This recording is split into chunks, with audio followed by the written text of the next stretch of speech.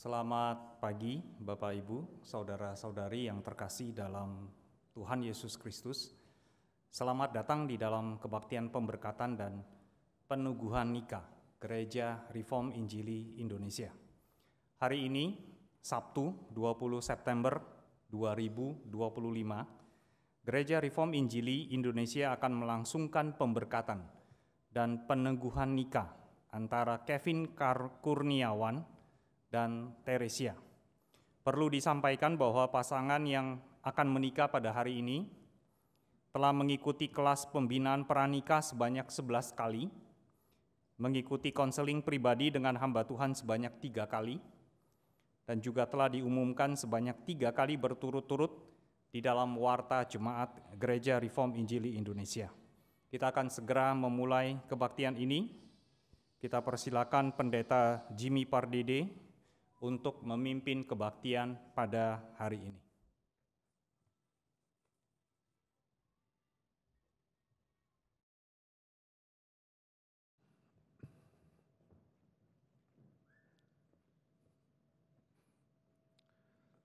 Selamat pagi Bapak Ibu Saudara sekalian.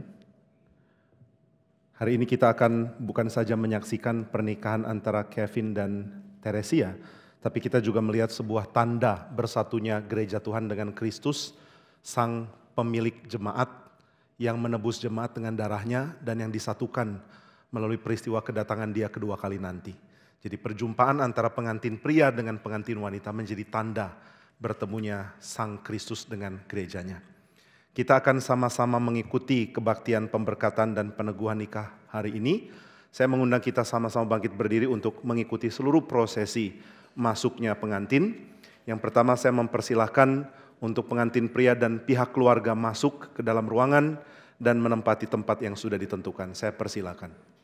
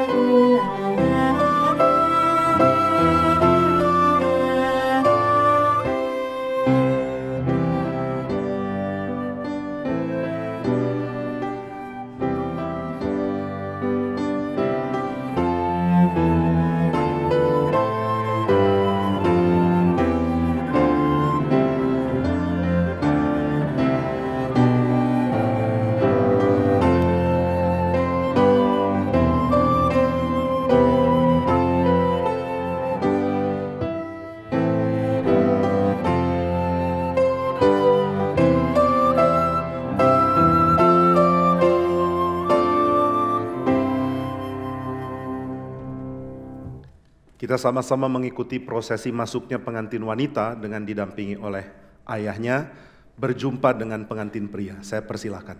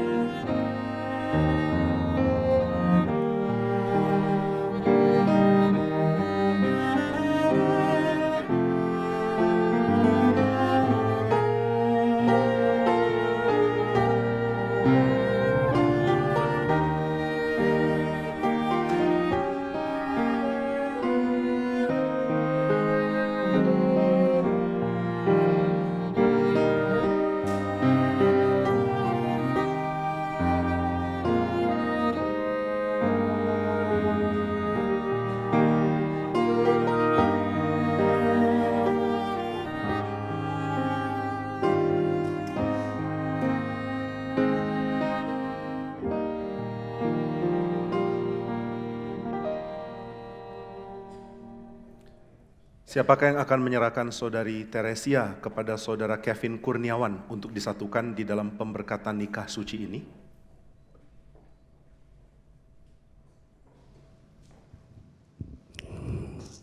Saya Ahmad Yusuf selaku Papa dari Teresia akan menyerahkan anak saya kepada Kevin Kurniawan untuk menghadiri pernikahan kudus pada hari ini, tanggal 20 September 2025. Saya persilakan. Terima kasih. Membesarkan, merawat, dan melindungi Mimi.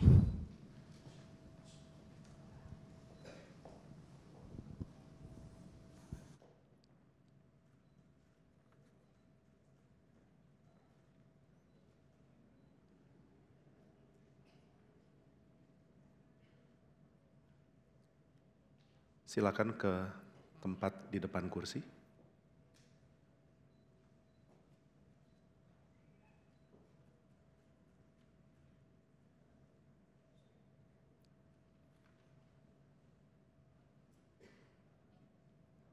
Tetap bangkit berdiri.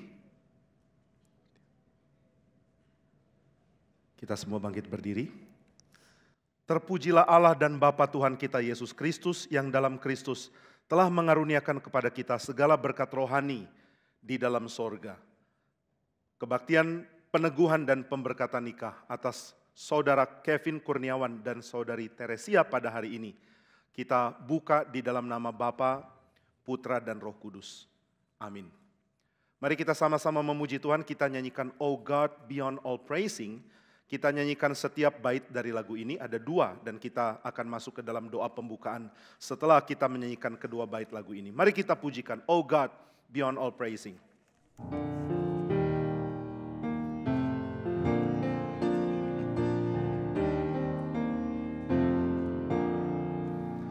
Oh God beyond all praising, we worship you today and sing the love amazing that songs cannot repay. For we can only wonder at every gift you send, for without a number and mercies without end. We lift our hearts before you and wait upon your word. We honor and adore you, our great and mighty Lord. Then hear, O gracious Savior, accept the love we bring, that we who know your favor may serve you as our King. And whether our tomorrows be filled with good or ill, we'll triumph through our sorrows and rise to bless you still. To marvel at your beauty and glory in your ways, and make a joyful duty our sacrifice of praise. Mari kita berdoa.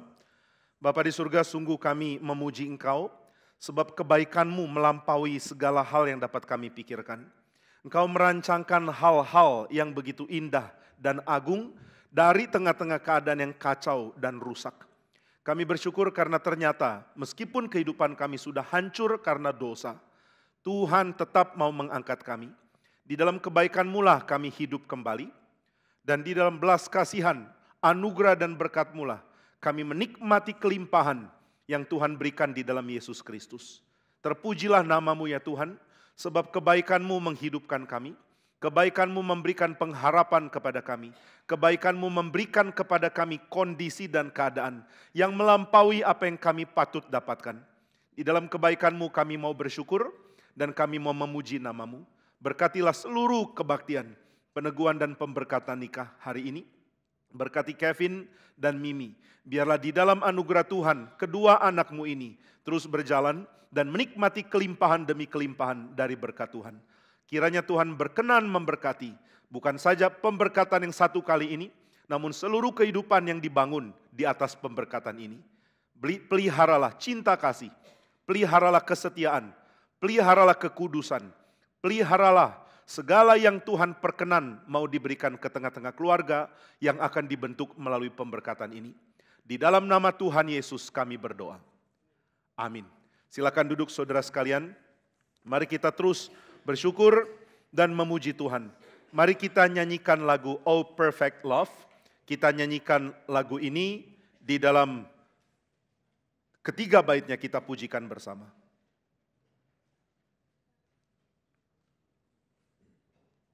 Oh maaf, kita nyanyikan lagu Be Thou My Vision. Be Thou My Vision. Kita nyanyikan keempat bait Be Thou My Vision.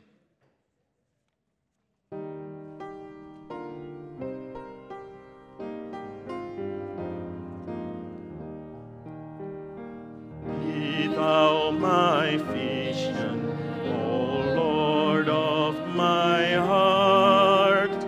What be all else to me, save that Thou art. Thou my best thought, by day or by night. Waking or sleeping, Thy presence my light. Be Thou my wisdom, and Thou my true word. I ever with Thee, and Thou with me, Lord. Thou my great Father, are I Thy true Son. Thou in me dwelling, and I with Thee one. Riches I heed not, nor man's empty praise. Thou mine inheritance, now and always. Thou and Thou only, first in my heart. I, King of heaven, my treasure Thou art. I, King of heaven, my victory won. May I reach heaven's joys, bright heaven's sun. Heart of my own heart, whatever befall, still be my vision of all. Saudara sekalian, kita akan membaca firman Tuhan yang nanti di dalam khotbah akan menjadi ayat yang akan kita bahas. Saya akan membacakan dari Efesus pasal yang pertama. Efesus pasal yang pertama dari ayat yang ketiga sampai ayat yang ke-6. Efesus pasal yang pertama ayat 3 sampai 6. Demikianlah firman Tuhan. Terpujilah Allah dan Bapa Tuhan kita Yesus Kristus, yang dalam Kristus telah mengaruniakan kepada kita segala berkat rohani di dalam sorga. Sebab di dalam Dia Allah telah memilih kita sebelum dunia dijadikan, supaya kita kudus dan tak bercacat di hadapannya. Di dalam kasih Ia telah menentukan kita dari semula oleh Yesus Kristus untuk menjadi anak-anaknya sesuai dengan kerelaan kehendak-Nya. Supaya terpujilah kasih karunia-Nya yang mulia, yang dikaruniakannya kepada kita di dalam Dia yang dikasihinya. Saudara sekalian, kita akan mendengarkan persembahan pujian I'll Walk with God. Mari kita sama-sama mendengarkan pujian ini, dan saya persilahkan untuk yang akan memujikan pujian untuk memberikan persembahan ini di hadapan Tuhan.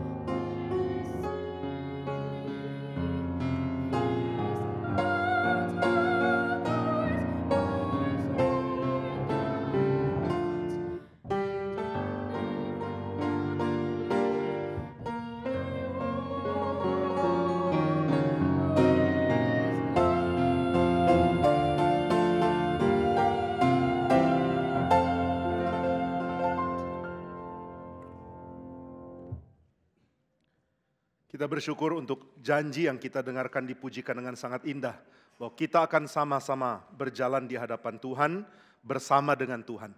Saudara sekalian, kita sudah membaca kitab suci dari Efesus pasal yang pertama, ayat yang ketiga sampai ayat yang ke-6. Sekarang kita akan sama-sama mendengarkan khotbah untuk menjelaskan apa yang Tuhan mau nyatakan di dalam ayat-ayat yang kita baca.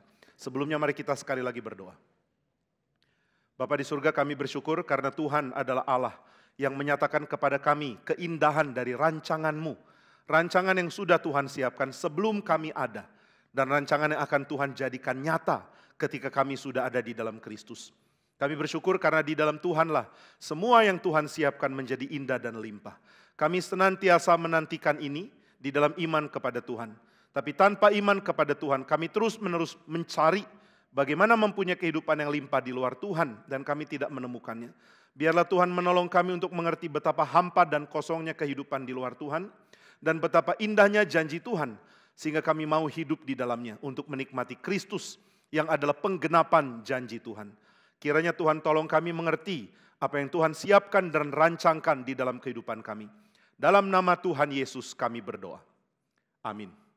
Saudara sekalian, ketika kita berusaha untuk menyimpulkan kehidupan kita biasanya akan memulai dengan tahap awal, yaitu ketika kita lahir, lalu kemudian kita akan mulai menyelidiki apa yang jadi tujuan kita ada. Kenapa kita dilahirkan? Kenapa kita ada di dunia ini? Ujungnya akan kemana? Apakah titik final dari keadaan kita diciptakan? Nah saudara, ini merupakan cara berpikir yang wajar. Semua orang mempunyai cara berpikir titik awal, lalu kemudian setelah itu finish line. Orang yang mau ikut lomba maraton, dia akan tahu setelah titik awal, dia akan lari terus sampai pada finish line. Dan dia tidak mau berhenti sebelum sampai kepada finish line itu. Semua orang tahu titik awal dari setiap manusia adalah lahir. Lalu ketika orang mau cari apa sih yang menjadi titik final, apakah titik finish, apakah garis akhir dari kehidupan manusia. Semua manusia dikagetkan dengan fakta pahit bahwa kehidupan kita berakhir pada kematian. Ini sesuatu yang sifatnya anti klimaks. Semua orang merancangkan tujuan akhir yang mulia dan indah. Tetapi kehidupan kita sepertinya menyaksikan hal sebaliknya. Kita ada di dalam keadaan hidup yang menuju kematian. Karena itu kita adalah makhluk yang terus-menerus mencari makna. Apakah makna hidup? Kenapa kita ada di dalam jalur menuju kepada kematian? Apakah makna hidup bisa ditemukan di tengah-tengah? Ataukah makna hidup ditemukan pada titik akhir, yaitu pada waktu kematian? Nah saudara, tidak ada yang bisa menjawab apa makna hidup manusia. Karena sifat ini, lahir kemudian menuju pada titik akhir yang adalah kematian. Kenapa kita hidup di dalam bingkai perjalanan seperti ini? Diawali dengan kelahiran, diakhiri dengan kematian. Semua orang mengawali kehadirannya di dunia dengan tawa dari orang-orang sekeliling, dengan ucapan syukur, dengan pujian. Semua orang yang baru lahir akhirnya dipamerkan oleh ibunya. Lalu seluruh keluarga lihat dan mengatakan, alangkah bahagianya engkau. Engkau menjadi seorang ibu, engkau menggendong seorang anak. Di situ akan ada tawa, di situ akan ada sukacita, di situ akan ada senang, di situ akan ada ucapan syukur, bahagia bersama. Ini titik awal manusia. Tapi titik akhirnya selalu sedih. Ketika orang yang dulu lahir jadi bayi, lalu dia bertumbuh, jadi tua dan akhirnya mati. Pada waktu titik akhir pemakamannya, tidak ada orang tertawa, tidak ada orang mengucapkan selamat, tidak ada orang mengatakan inilah hari yang berbahagia. Yang ada hanya tangisan, yang ada hanya sedih, yang ada hanya memori yang melukai hati setiap orang yang mengingatnya. Setiap orang yang menghadapi kuburan akan mengatakan, hari ini saya menghantar engkau pergi. Saya berduka di dalam kondisi yang sangat sakit di dalam hati. Semua kedukaan adalah lingkup dari titik akhir kita. Kedukaan dari orang-orang yang kita kasihi, kedukaan dari orang-orang dekat kita, kedukaan dari orang-orang yang tadinya mencintai kehadiran kita. Jadi kalau begitu apa sih makna hidup? Di mana makna hidup bisa ditemui? Di dalam kelahiran atau di dalam kematian? Di antara titik ini, yaitu titik lahir dan titik mati. Di manakah pengharapan dan nilai hidup seorang manusia? Saudara, adakah pengajaran menjawab ini? Saudara bisa coba cari filsafat apapun. Tidak ada yang bisa jawab di mana titik untuk manusia bisa memaknai hidupnya. Saudara mau bertanya pada agama. Agama pun tidak memberikan pengertian. Tidak ada agama bisa jawab di mana titik yang jelas untuk manusia bisa memaknai makna nilai hidupnya. Di titik lahir, belum. Karena setiap orang yang lahir membawa sukacita kepada orang-orang sekeliling. Tetapi setiap orang yang baru lahir tidak mungkin mencapai makna hidupnya di dalam titik lahir. Adakah di antara saudara yang dari bayi langsung ketemu makna hidup dari waktu bayi? Tidak mungkin. Jadi meskipun ketika engkau bayi, ada sukacita besar di tengah-tengah keluarga yang di mana di tengah-tengahnya engkau lahir. Tapi tidak ada makna hidup ditemukan di situ. Lalu di titik kematian juga tidak ada makna hidup. Lalu di antara lahir dan mati, di mana? Apakah ketika engkau umur 2 tahun? Atau ketika engkau umur 10 tahun? Atau ketika engkau umur 15? Atau 17? Atau 21? Apakah titik itu titik pernikahan seperti hari ini? Inikah titik bahagia bagi Kevin dan Mimi? Inikah titik paling utama yang membuat mereka mengatakan, akhirnya aku mengerti nilai hidup? Saya yakin tidak. Mereka berdua masih terus berjuang untuk mengerti nilai dan makna hidup. Bahkan di dalam pernikahan yang akan mereka jalani tahun-tahun ke depan. Jadi di mana titik yang membuat manusia sadar, inilah nilai hidupku, disinilah maknanya. Agama tidak bisa jawab, filsafat tidak bisa jawab, ilmu sosial tidak bisa jawab, ilmu psikologi tidak bisa jawab. Nah kalau sudah tanya balik, lalu bagaimana dengan kekristenan?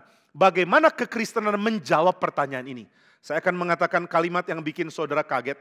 Kekristenan menjawab, makna hidup tidak terdapat di titik awal, tidak terdapat di titik akhir, tidak terdapat di tengah-tengah. Lalu terdapat di mana? Makna manusia dilahirkan. Nilai seorang manusia ditemukan di dalam titik baru yang namanya titik kebangkitan. Ini titik tidak pernah dipahami. Kita cuma tahu lahir lalu mati. Lahir, tumbuh besar dan mati. Tapi kekristenan mengatakan lahir, dewasa, tua, mati. Ini belum selesai. Setelah mati masa masih belum selesai? Ada apa di balik kematian? Ada kebangkitan. Nah inilah yang Yesus Kristus ajarkan dengan kehadirannya di bumi. Makna dari kehidupan Kristus dialami baik di dalam kelahirannya, pertumbuhannya, dan juga kematiannya. Tapi baru dialami nilainya secara konfirmasi justru setelah dia bangkit. Setelah Yesus bangkit, barulah seluruh hidupnya jadi bermakna.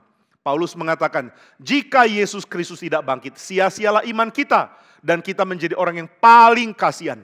Karena kita berharap semua makna menjadi penting dan menjadi sesuatu yang bisa kita alami karena Yesus bangkit. Jadi kebangkitan Yesuslah pemberi nilai bagi makna hidup manusia. Kalau begitu bagaimana dengan kita? Di titik manakah nilai hidup kita dikonfirmasi? Di dalam titik kebangkitan. Nanti saat saudara bangkit, barulah seluruh kehidupan saudara yang saudara jalani sekarang menjadi bernilai di dalam nilai yang sama dengan nilai yang Yesus Kristus miliki. Nilai hidupmu dan nilai hidup Kristus sama. Kenapa bisa sama? Yesus adalah anak Allah. Dia hidup suci. Dia tidak ada cacat, namun dia membagikan hidupnya bagi kita. Saudara sekalian, tidak ada orang membagi hidupnya dengan orang lain dengan cara yang efektif. Kalau saya bagi hidup saya untuk Kevin dan Mimi, saya tidak mungkin bisa lakukan. Kalau saya mengatakan, Kevin, aku rela mati bagimu. Kevin bilang, terus kalau Bapak mati saya dapat apa? Ya nggak dapat apa-apa. Saya mati dan dia tidak dapat apa-apa. Saya memberikan hidup saya kepada dia dan dia tidak dapat apa-apa. Tapi Yesus Kristus lain.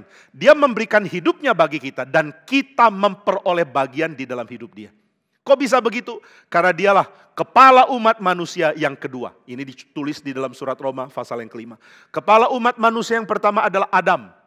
Ini disadari oleh agama Yahudi, agama Kristen, dan di dalam cerita yang juga diakui di Islam. Nah maka Adam adalah kepala manusia yang pertama, dialah manusia pertama. Tetapi Alkitab mengatakan ada kepala yang kedua. Kepala yang kedua bukan pendiri agama manapun, bukan pengajar filsafat manapun. Kepala yang kedua adalah Yesus Kristus. Dialah the last Adam, dialah the second Adam di dalam Roma pasal 5. Jadi dia kepala bagi umat manusia. Itu sebabnya kematiannya bisa berfaedah untuk kehidupan kita. Waktu dia memberikan hidupnya sebagai kepala umat manusia. Dan kita memperoleh bagian di dalam hidupnya. Namun cara dia membagi hidupnya bagi kita adalah dengan dia mati di kayu salib. Maka dia mengorbankan hidupnya bagi kita supaya hidup kita satu dengan dia. Dan karena hidup kita satu dengan dia, kita tambah satu titik. Bukan cuma titik lahir dan titik mati. Tapi ada titik yang berikut, yaitu titik kebangkitan. Titik kebangkitan hanya ditemukan dan dialami di dalam Kristus. Karena hanya Dia yang bangkit. Saudara tidak pernah menemukan cerita dari agama manapun bahwa pendiri agama mereka bangkit. Tapi di dalam iman Kristen kita percaya pada hari ketiga Yesus bangkit. Loh, kenapa Dia bangkit? Karena ini titik baru bagi manusia. Saudara tidak akan menemukan makna hidup di dalam hidup yang dikurung oleh kelahiran dan kematian. Namun engkau akan memiliki makna hidup yang seutuhnya dari lahir sampai mati. Karena ada titik kebangkitan. Jadi titik kebangkitan ini adalah titik konfirmasi untuk seluruh kehidupan saudara yang saudara jalani dari lahir sampai mati. Jika tidak ada titik kebangkitan, seluruh kehidupan yang saudara jalani dari lahir sampai mati menjadi sia-sia.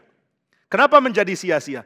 Karena titik konfirmasi ada di dalam kebangkitan.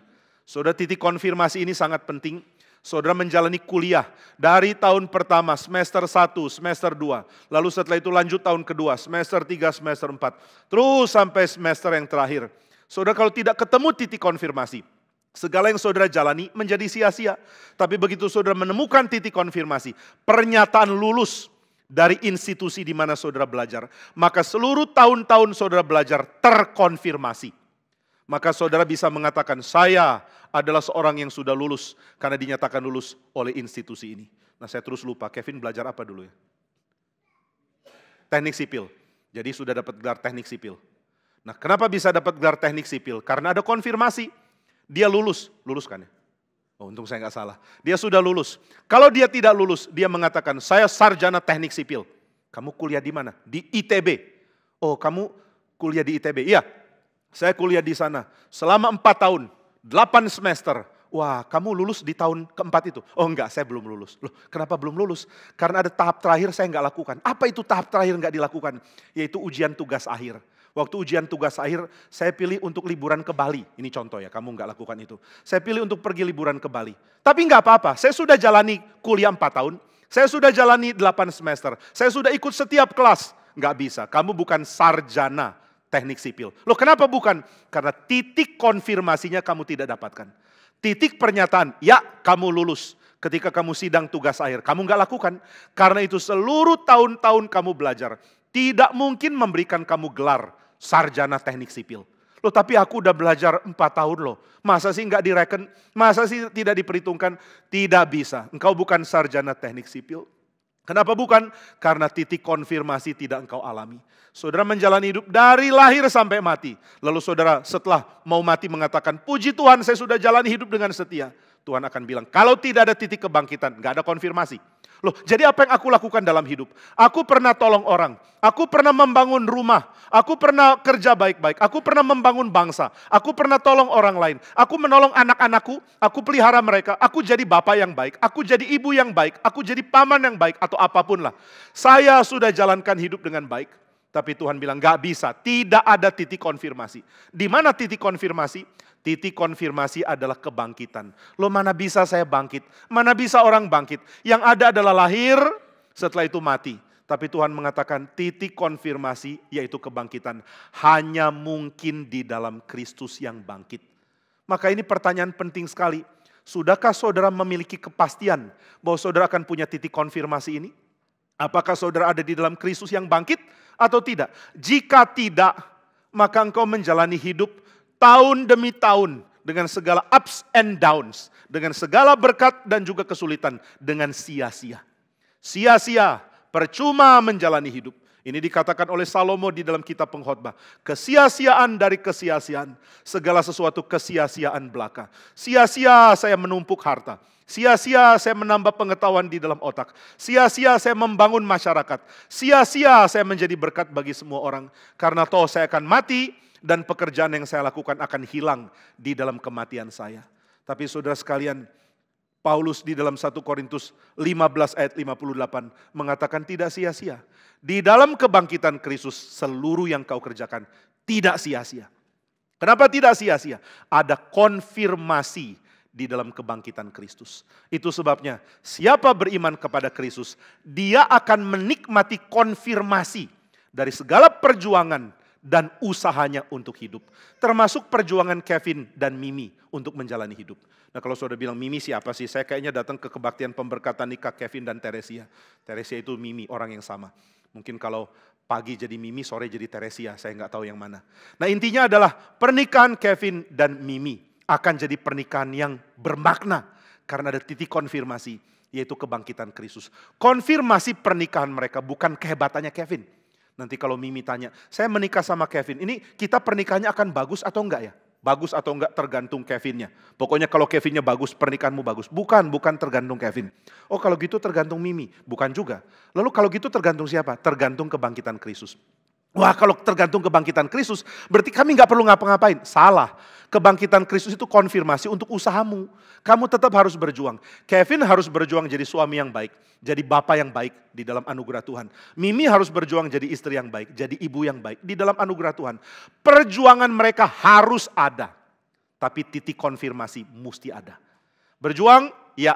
Dan titik konfirmasi ada pada Kristus. Maka nanti Kevin dan Mimi akan bisa punya kepastian. Saya mati-matian berusaha jadi suami yang baik. Bisakah ini ada hasil? Bisa. Kenapa bisa? Karena Kristus bangkit. Saya mati-matian jadi istri yang baik. Bisakah ini berhasil? Bisa. Kenapa bisa? Karena Kristus bangkit. Nah itu sebabnya perjuangan mereka membentuk keluarga tidak akan sia-sia. Karena ada titik konfirmasi, yaitu kebangkitan Kristus. Tapi saya mau tanya bagi saudara yang hadir. Saudara yang sudah menikah atau yang akan menikah. Engkau punya titik konfirmasi ini atau tidak?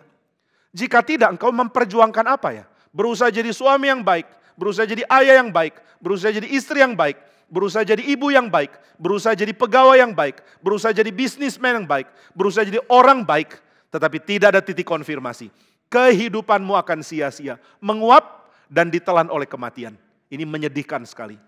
Nah maka karena Kristus bangkit, maka kita berjuang untuk kehidupan yang bermakna. Kalau begitu nilai kita dikonfirmasi oleh kebangkitan Kristus. Iya, tapi pertanyaannya belum terjawab. Jika kebangkitan Kristus memberikan konfirmasi bagi kehidupan saya, maka pertanyaannya tetap, apa sih nilai hidup saya? Apa yang membuat saya bernilai? Di mana titik penilaian itu menjadi nyata?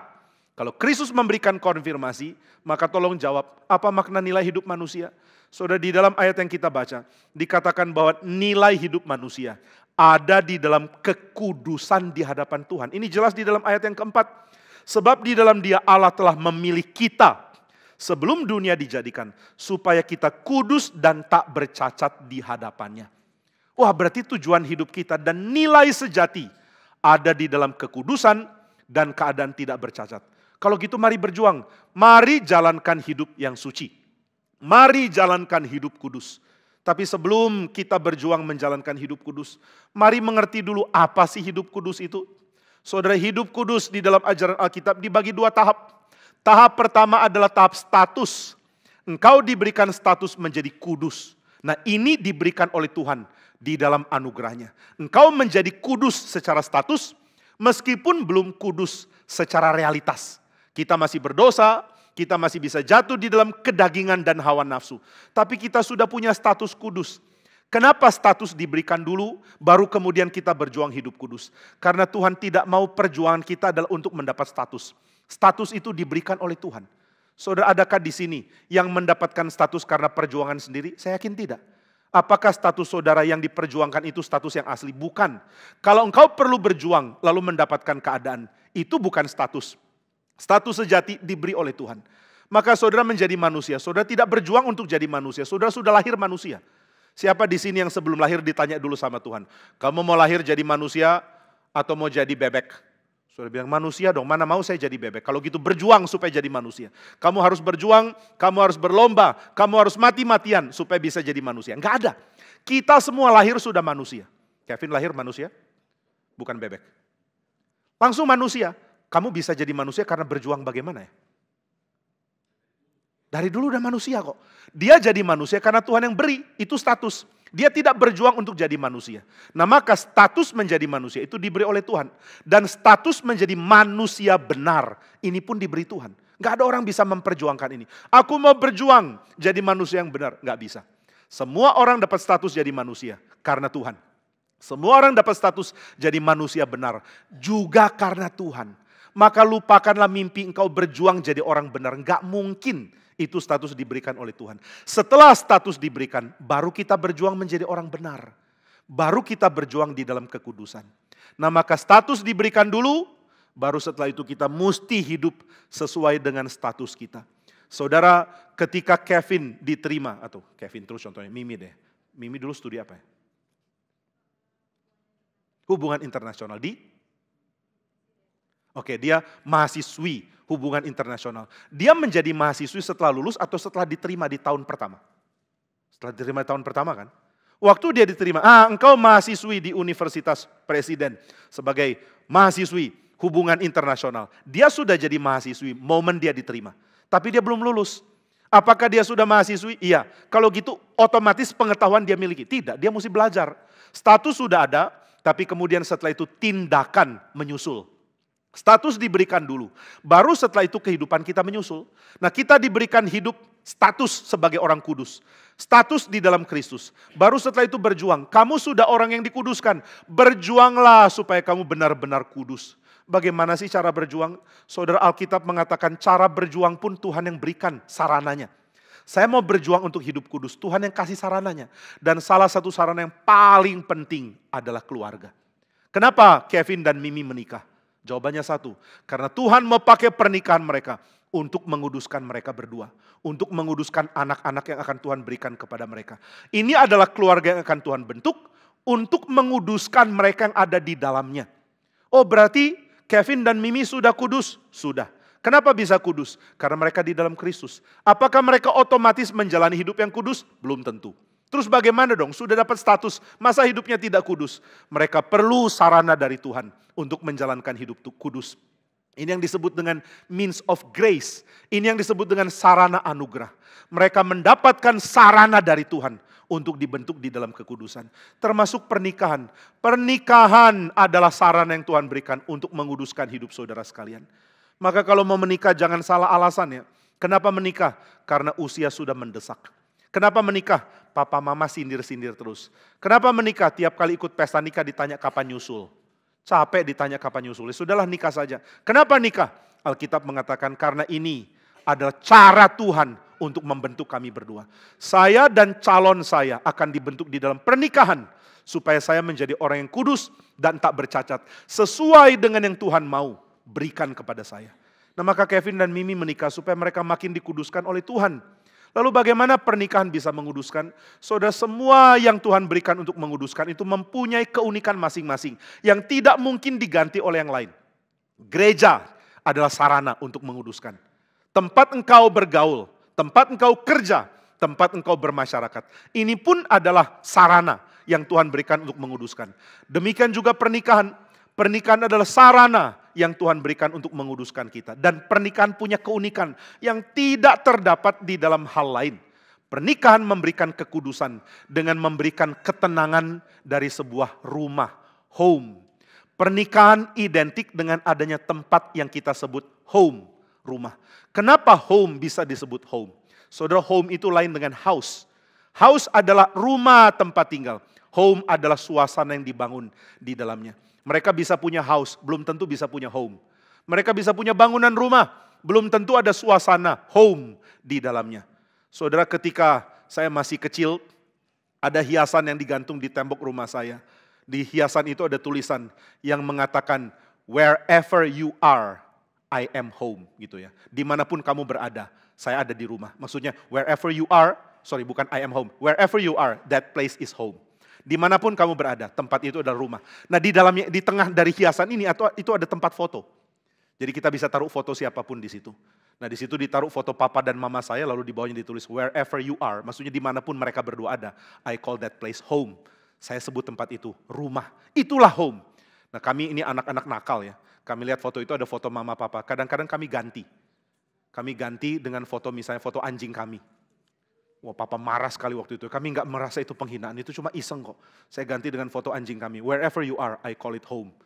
Papa lihat, marah sekali. Apa-apaan ini? Lalu kita ketakutan karena dia marah, langsung lempar-lemparan kesalahan. Siapa yang ganti? Dia. Enggak, dia. Bohong, dia. Idenya dari dia. Nah ini kekacauan dari kehidupan yang saya lakukan di masa lalu. Tapi jangan khawatir, saya sudah bertobat. Jadi kalau saya ke rumah saudara, saya nggak akan ganti-ganti foto di rumah saudara. Aman. Nah saudara, kenapa dibilang wherever you are, I call it home? Karena home bukan bangunannya. Home adalah tempat di mana ada orang-orang yang menjadikan tempat itu home. Nah, Kevin dan Mimi menikah untuk apa sih? Supaya mereka menjadikan satu sama lain partner untuk membangun sebuah home. Mereka akan mengatakan, saya pergi kemanapun, saya akan balik dan ada home tempat saya bisa balik. Ada a place where I can come home to. Saya bisa pulang ke tempat ini karena saya menyebutnya my home. Nah, itu yang harus mereka perjuangkan. Nah, saudara, apakah home ini tema yang cuma sekuler, pokoknya tema yang bisa dibahas dimanapun? Tidak. Alkitab pun membahas tentang home. Ada seorang pemikir Inggris namanya Sir Roger Scruton. Nah, dia sudah meninggal pada waktu COVID dan dia punya pikiran yang sangat-sangat membela konservatif. Nah, aliran konservatif sangat ketat untuk menghalangi para pengungsi datang ke sebuah negara. Nah, Roger Scruton adalah seorang Inggris, maka dia sangat menentang pengungsi dengan gampang masuk ke Inggris. Dia sangat menentang penduduk gelap di Inggris. Dia mengatakan kalau ada orang masuk Inggris, dia benar bukan warga Inggris. Dia tidak bisa diterima sebagai warga Inggris. Dideportasi dong, dibuang keluar. Jangan terima. Lalu orang-orang marah sama dia. Kamu ini sempit, tidak mau tolong orang. Tolong dong orang. Kalau kamu mau tolong orang, kamu orang baik. Kalau kamu tidak peduli pengungsi itu, kamu orang jahat. Tapi Sir Roger Scruton mengatakan kalimat yang sangat penting sekali. Dia mengatakan, bagaimana saya tolong orang lain kalau saya tidak punya home? Kalau Inggris jadi kacau karena semua orang bisa datang. Akhirnya warga Inggris tidak bisa punya keamanan, warga Inggris tidak bisa punya rumah, warga Inggris tidak bisa punya pekerjaan, warga Inggris tidak punya harta yang bisa mereka peroleh dengan hak dan juga dengan keadilan. Maka mereka tidak punya home. Dan kalau mereka tidak punya home, mereka tidak mungkin tolong orang lain. Bagaimana Kevin dan Mim bisa jadi berkat kalau mereka tidak punya home? Nah, ini kalimat penting sekali ya. Bagaimana Inggris jadi berkat kalau Inggris tidak punya tempat yang disebut home? Untuk Inggris jadi tempat yang disebut home, harus ada keamanan, harus ada keketatan. Tidak boleh sembarang orang menjadi orang yang tinggal tanpa keabsahan hukum dan pengakuan negara. Nah, ini pengertian yang sangat penting. Ada tempat yang disebut home. Nah, saudara, kita ini hidup di dalam zaman di mana gairah dan kesenangan untuk hal-hal yang seru sepertinya menguasai segala sesuatu. Saya sangat menyenangi kebaktian di gereja. Karena di gereja ada tempat yang bisa disebut home oleh hati saya. Tapi banyak orang bikin gereja jadi tempat yang penuh keseruan. Masuk ke dalam gereja, lampu sorot nggak karu-karuan. Masuk ke dalam gereja, musik dengan drum yang keras. Masuk ke dalam gereja, tidak ada ketenangan, yang ada keseruan. Saudara, kalau hidup seru itu akan bikin muak. Bayangkan kalau kerjaanmu tiap hari adalah naik roller coaster. Siapa yang mau? Naik roller coaster itu menyenangkan kalau cuma 1 menit. Bayangkan kalau engkau naik roller coaster selama 20 jam 1 hari. Pasti muntah. Tapi ini yang ditawarkan dunia. Ayo naik roller coaster. Saudara, kalau pergi ke Dufan, saya udah lama sekali nggak ke Dufan, saya udah nggak tahu di sana ada apa aja. Masih ada atau enggak pun saya nggak tahu. Jadi mohon maaf kalau ini cerita masa lalu yang sudah tidak real.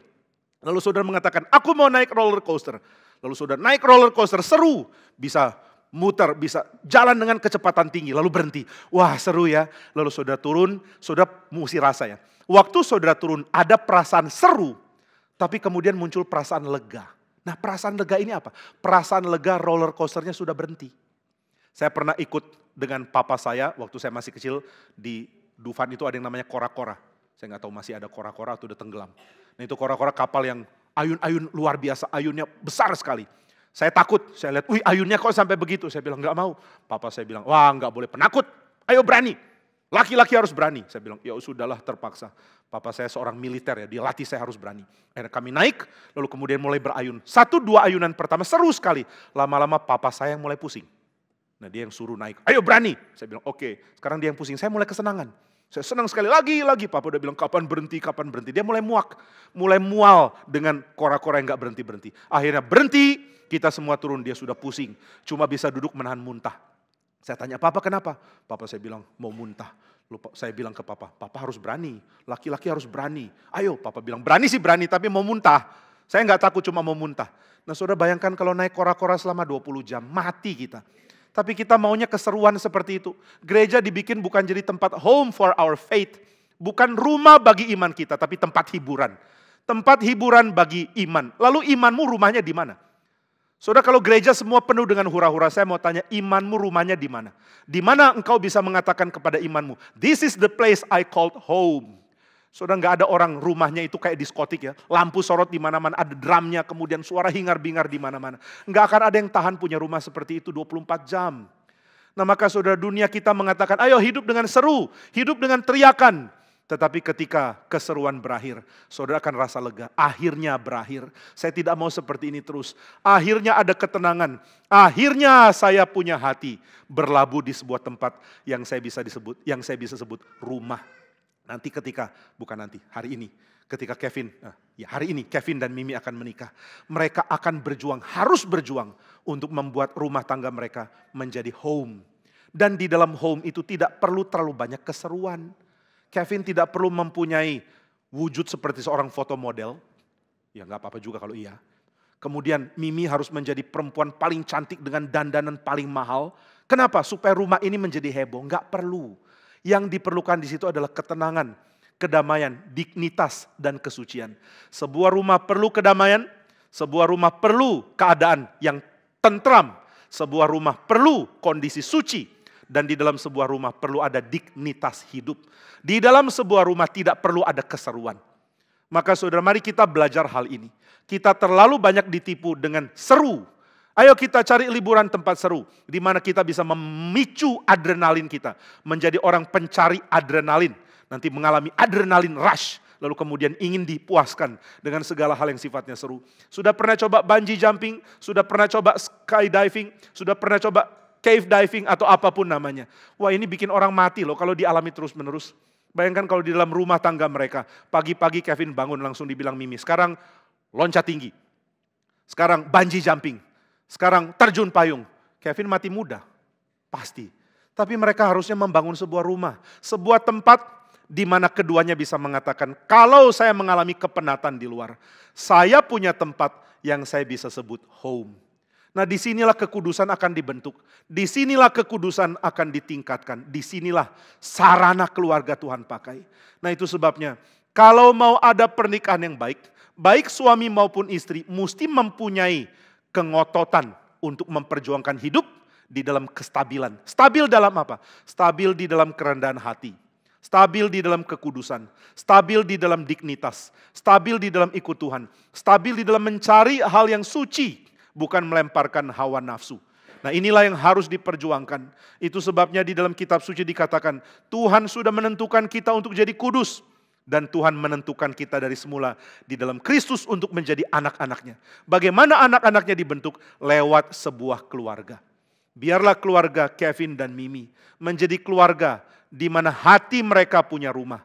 Dan nanti ketika anak-anak mereka bertumbuh, mereka melihat orang tua yang berjuang untuk sebuah rumah yang penuh kekudusan, yang penuh kesucian. Nah saudara, ini tidak bisa otomatis jadi. Mesti diperjuangkan. Tidak mungkin otomatis jadi. Tidak ada hal bisa kita peroleh kecuali kita berjuang keras untuk memperolehnya. Nah itu sebabnya hari ini saya mesti memberitahukan fakta kepada Kevin dan Mimi. Kalau misalnya kalian bilang, ini faktanya kok baru tahu sekarang, kami gak jadi nikah. Saya oke aja loh kalau kalian gak jadi ya. Jadi gak usah paksa. Umpama gak jadi. Yang lain pun gak akan keberatan. Cuma berharap tetap bisa ada snack atau apa di luar mungkin mereka. Saya gak tahu mereka harap apa. Nah intinya adalah saya mau beritahu sesuatu yang membuat engkau harus reconsider, dan kalau mengatakan firm akan jalan, baru boleh jalan. Yaitu bahwa baik Kevin dan Mimi mesti berjuang untuk hidup suci. Tidak bisa tidak. Oh Pak, itu udah tahu dari dulu, kami memang harus berjuang untuk hidup suci. Tapi saya mau beritahu satu hal, cara berjuang untuk hidup suci adalah cara relasional. Gak bisa sendiri. Saudara, apapun yang kita lakukan itu sebenarnya relasional. Misalnya saya ambil contoh, saudara mau mengerti ilmu pengetahuan, saudara otak saudara mau diisi dengan pengertian. Saudara nggak bisa lakukan itu sendiri, saudara perlu kuliah, saudara perlu belajar kepada seorang guru atau kepada seorang dosen. Nah kenapa ya kita perlu orang lain untuk belajar? Karena belajar itu sifatnya relasional. Otak saudara itu bisa berfungsi kalau ada relasi. Makanya saudara pergi kuliah, lalu saudara belajar dari dosen, ada interaksi, ada relasi. Relasi membuat kita tahu kebenaran. Demikian dengan kekudusan. Kekudusan hanya bisa bertumbuh kalau ada relasi. Nah itu sebabnya dua orang yang dicintai Tuhan ini, yaitu Kevin dan Mimi, disatukan di dalam ikatan pernikahan. Kenapa ya? Supaya mereka dikuduskan. Bagaimana cara dikuduskan? Dengan mereka bekerja bersama, hidup bersama, saling berbagi, saling mematikan diri untuk memberi ruang bagi yang lain. Inilah cara menguduskan satu sama lain. Saudara, banyak orang berpikir hidup kudus itu cukup dengan diri menguasai diri. Pokoknya saya tidak ikut berdosa, saya tidak ikut kerjakan ini, tidak ikut kerjakan itu, tidak ikut-ikutan dunia. Saya menghindarkan diri dari dunia. Nggak akan bisa. Saudara tidak bisa hidup suci, kecuali saudara punya orang yang mendukung saudara untuk hidup suci. Saudara tidak mungkin hidup suci, kecuali saudara punya relasi yang benar-benar dikuduskan untuk membuat saudara mampu hidup suci. Nah, inilah pernikahan. Maka Kevin akan hidup suci karena ada kehadirannya Mimi. Dan Mimi akan hidup suci karena ada kehadiran Kevin di sisinya. Inilah keindahan pernikahan. Jadi keindahan pernikahan tidak boleh diromantisasi dengan romantis dari dunia. Sifat romans dari dunia yang kacau bukan main. Saudara, di dalam sejarah ada periode musik di dalam era setelah klasik masuk ke dalam era romantik. Nah, tokoh romantis adalah salah satunya Franz Liszt. Franz Liszt ini tokoh romantis yang sangat menekankan kebebasan cinta kasih. Harusnya cinta kasih tidak diikat oleh lembaga namanya pernikahan. Kalau aku menikah dengan seseorang, aku menemukan ada orang lain lebih tepat. Boleh dong aku menjalin relasi dengan dia. Maka boleh ada relasi extra marriage.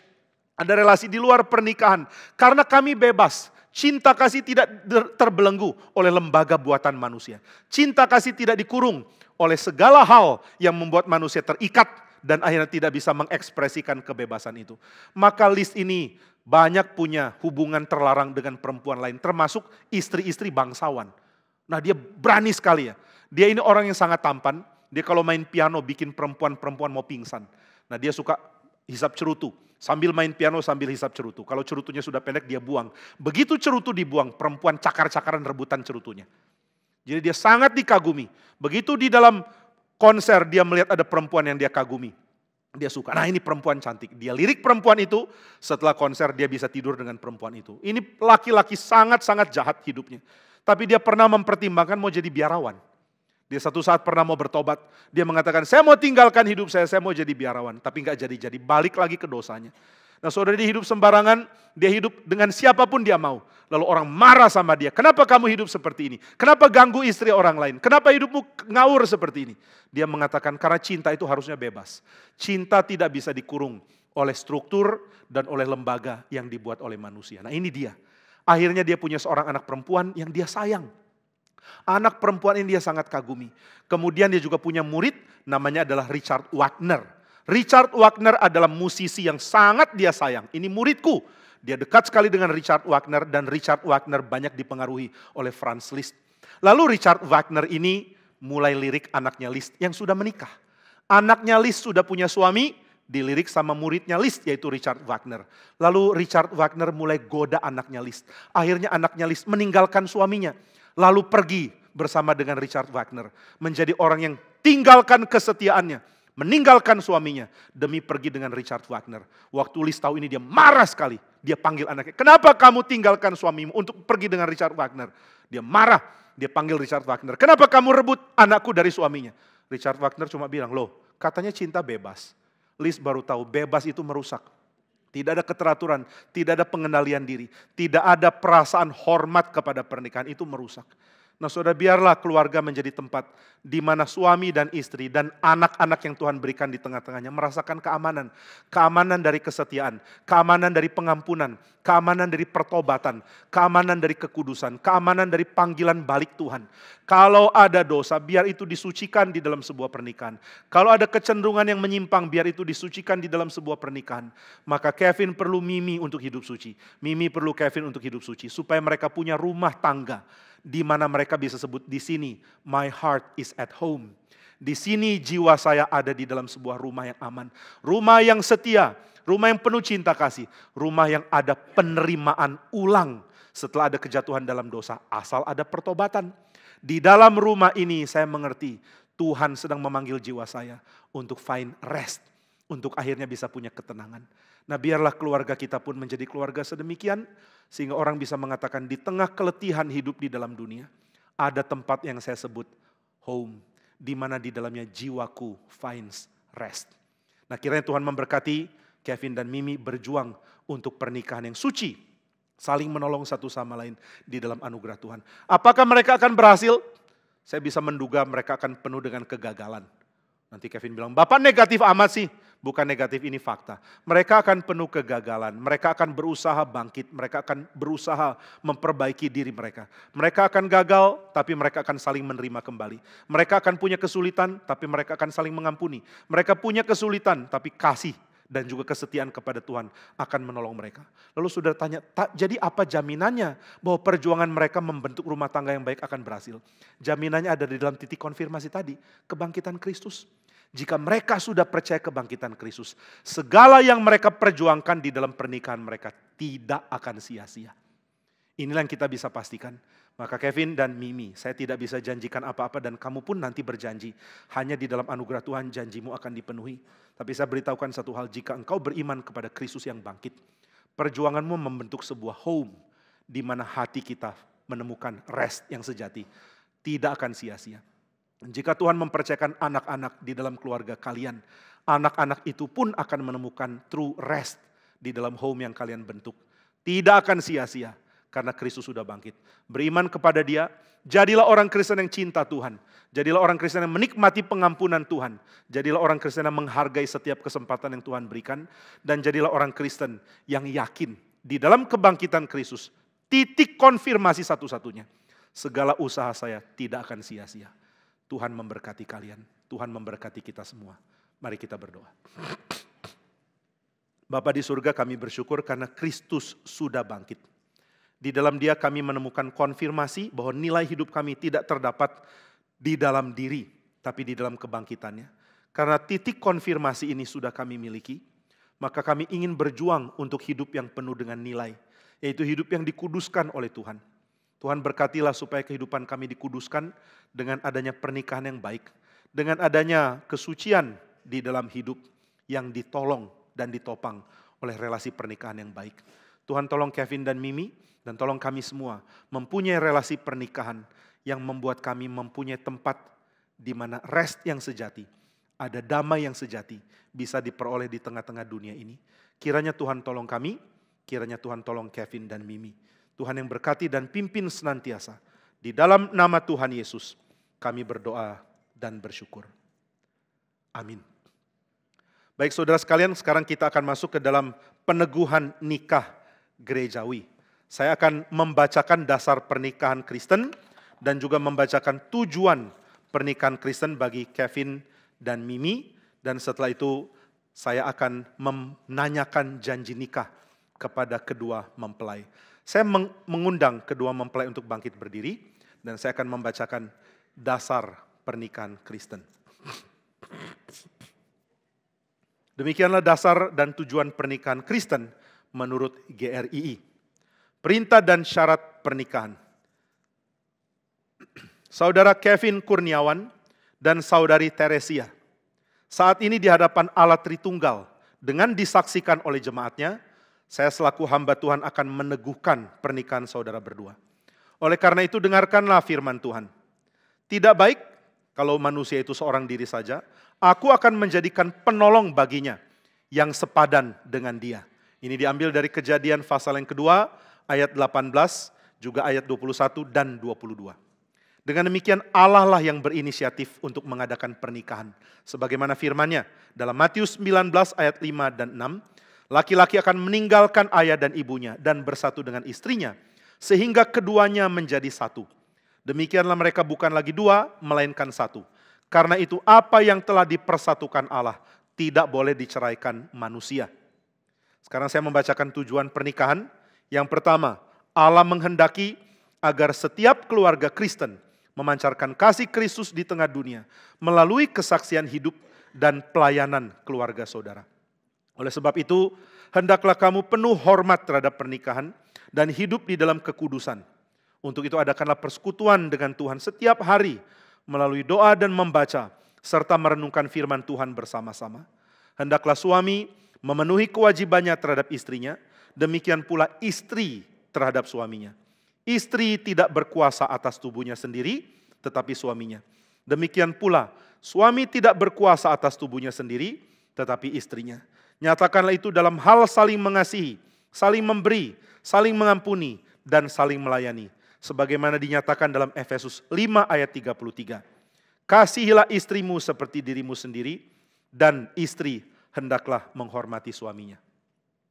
Apabila Tuhan menghendaki untuk mengaruniakan anak-anak dalam pernikahan saudara berdua, hendaklah kalian mendidik anak-anakmu dalam pengenalan akan Allah, serta hidup dalam ketaatan kepadanya sebagai Bapa kita dalam Tuhan kita, Yesus Kristus. Sekarang saya mengundang Kevin dan Mimi untuk saling berpegangan tangan, dan saya akan menanyakan janji nikah kepada saudara berdua. Silakan. Silakan berjabat tangan dan saya akan menanyakan pertama kepada saudara Kevin Kurniawan. Saudara Kevin Kurniawan, apakah saudara di sini berjanji di hadapan Allah Tritunggal dan jemaatnya mengambil saudari Teresia sebagai istrimu yang satu-satunya dan sah, dan bahwa engkau akan tetap mengasihi dan melayani dia, baik pada waktu suka maupun duka, pada waktu kelimpahan maupun kekurangan, pada waktu sehat maupun sakit.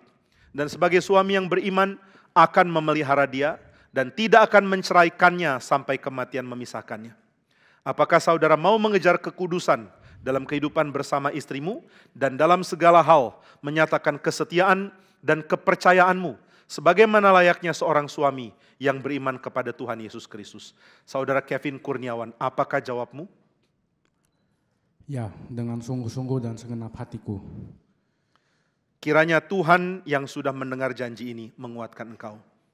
Saudari Teresia, apakah saudari di sini berjanji di hadapan Allah Tritunggal dan jemaatnya menerima saudara Kevin Kurniawan sebagai suamimu satu-satunya dan sah, bahwa engkau akan tetap mengasihi dan melayani dia, baik pada waktu suka maupun duka, pada waktu kelimpahan maupun kekurangan, pada waktu sehat maupun sakit, dan sebagai istri yang beriman akan memelihara dia dan tidak akan menceraikannya sampai kematian memisahkan?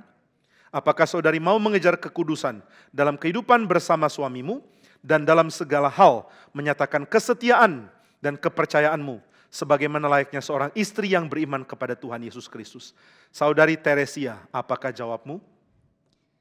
Ya, dengan sungguh-sungguh dan segenap hatiku. Hendaknya ya di atas ya, sebagaimana perintah Tuhan Yesus Kristus dan jemaatnya yang menjadi saksi pada hari ini. Saudara sekalian, setelah ini kita akan mendengarkan bersama mereka menyatakan janji yang sama satu sama lain, dan juga mereka akan menukarkan cincin satu sama lain.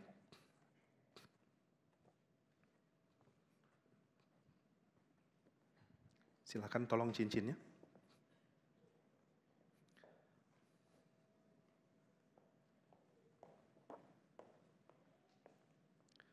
Saudara sekalian, cinta kasih adalah sesuatu yang dinyatakan di dalam komitmen dan janji yang hari ini diikat di dalam ucapan mulut.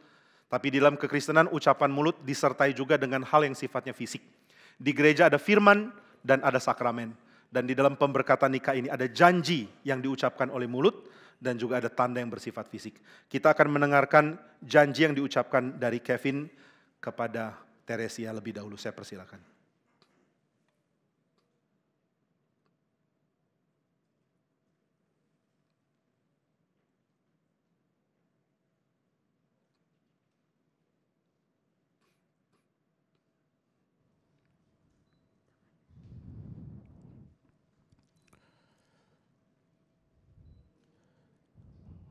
Pada hari ini, saya, Kevin Kurniawan, di hadapan Allah Tritunggal dan jemaatnya,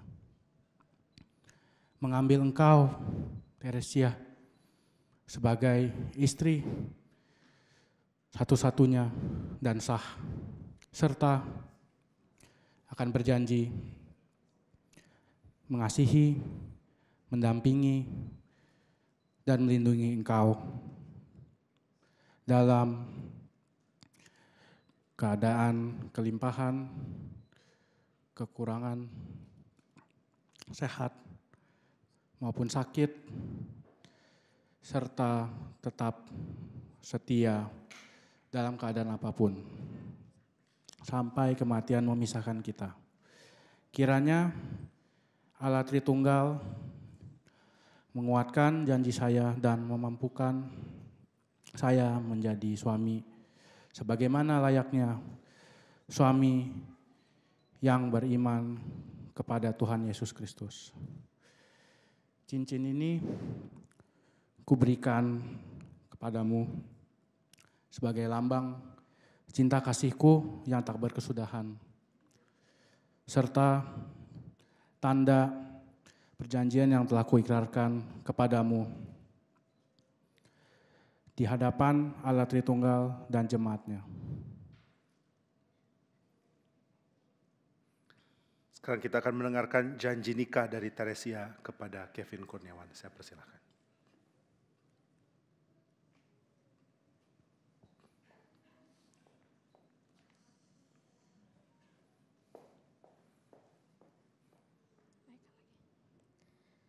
Hari ini saya Teresia di hadapan Allah Tritunggal dan jemaatnya menerima engkau Kevin Kurniawan sebagai suamiku satu-satunya dan sah, serta berjanji akan mengasihimu, mendampingimu, dan merawatmu dalam keadaan kelimpahan maupun kekurangan, sehat maupun sakit, dan tetap setia padamu dalam keadaan apapun sampai kematian memisahkan kita. Kiranya Allah Tritunggal menguatkan saya, menguatkan janji saya, dan memampukan saya menjadi seorang istri sebagaimana layaknya seorang istri yang beriman kepada Tuhan Yesus Kristus. Cincin ini kuberikan padamu sebagai lambang cinta kasihku padamu yang tidak berkesudahan, dan tanda perjanjian yang telah kuikrarkan kepadamu di hadapan Allah Tritunggal dan jemaatnya. Sekarang dua pengantin saya meminta untuk berlutut dan semua jemaat saya undang untuk bangkit berdiri dan saya akan memberkati kedua pasangan ini. Silakan berlutut.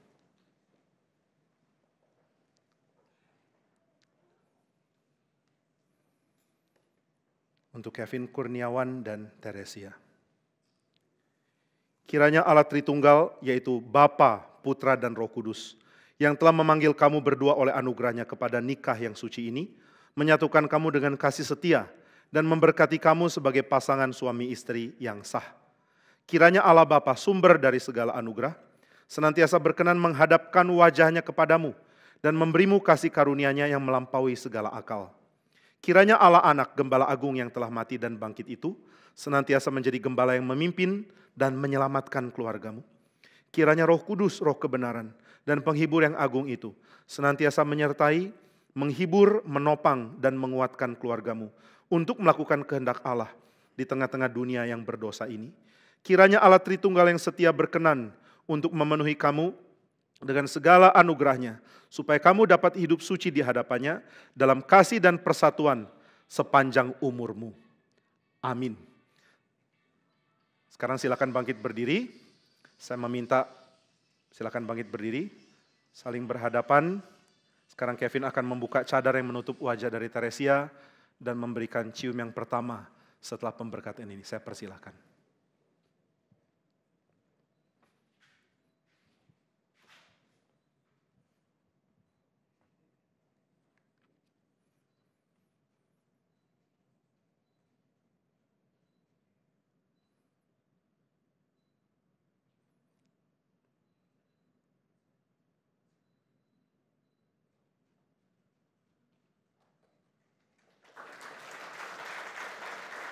Silakan menghadap ke jemaat. Mari kita sekali lagi tepuk tangan untuk anugerah Tuhan bagi mereka. Menghadap ke jemaat.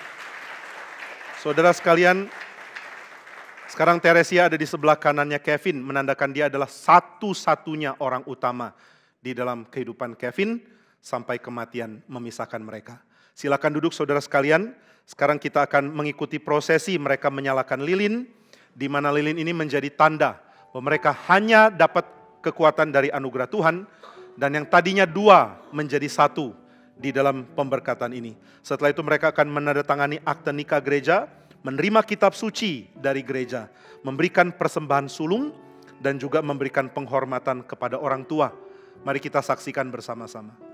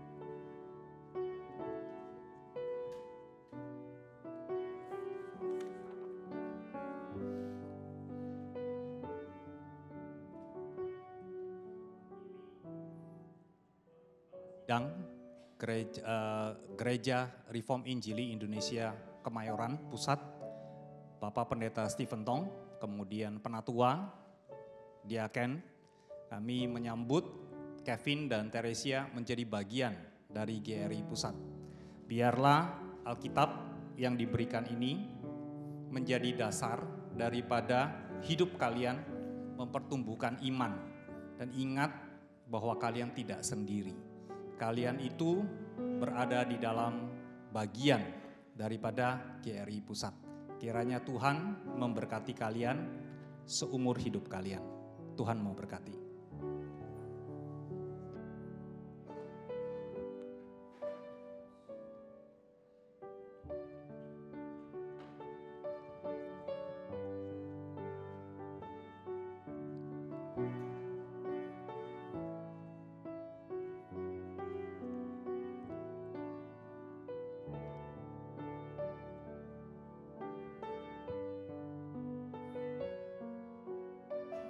Sekarang mereka akan memberikan penghormatan kepada orang tua yang sudah Tuhan pakai untuk menghadirkan mereka di bumi dan juga membesarkan mereka.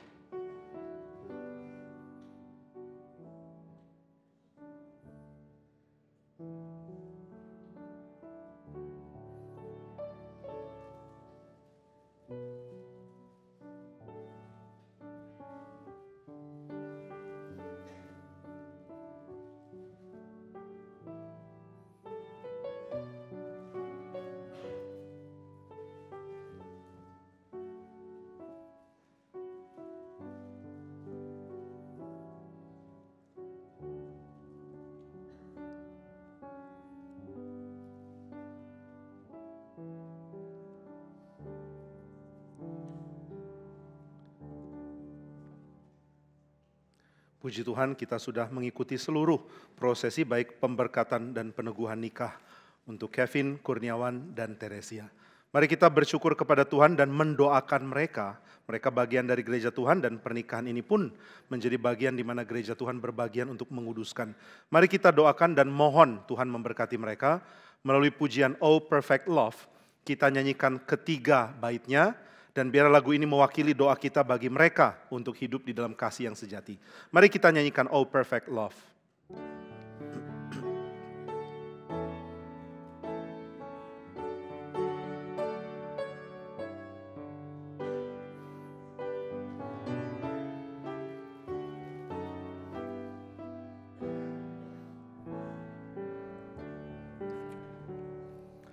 Oh perfect love, all human thought transcending, lowly we kneel in prayer before thy throne. In theirs may be the love which knows no ending, whom thou forevermore dost join in one. O perfect life, be thou their full assurance of tender charity and steadfast faith, of patient hope and quiet brave endurance, with childlike trust at fears nor pain nor death. Grant them the joy which brightens early sorrow, grant them the peace which calms all earthly strife, and to life's day the glorious unknown morrow that draws upon eternal love and life. Mari kita bangkit berdiri, kita akan menyanyikan doksologi dan setelah itu kita akan menerima berkat dari Tuhan. Mari kita pujikan doksologi.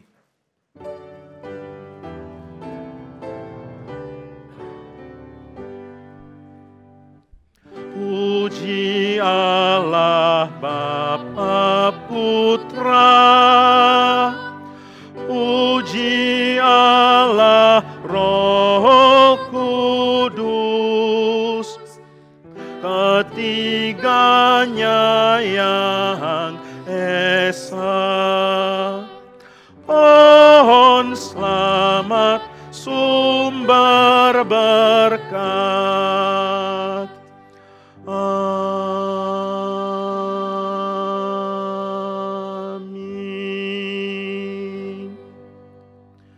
Baik Kevin dan Teresia maupun seluruh jemaat yang hadir, kembalilah ke tempat di mana engkau diutus untuk bersaksi melalui kehadiran keluargamu dan terimalah berkat Tuhan.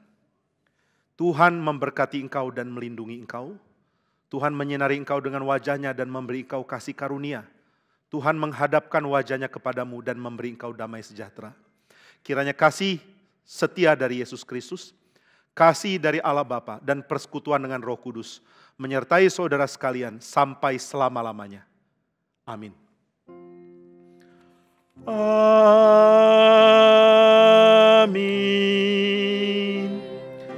Amin. Amin.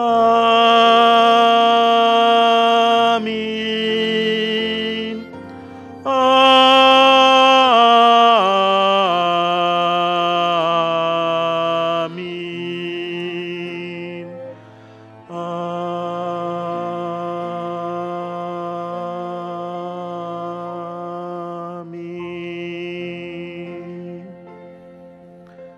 Silakan duduk, bersaat teduh, dan setelah ini kita akan mendengarkan ucapan terima kasih dari mempelai.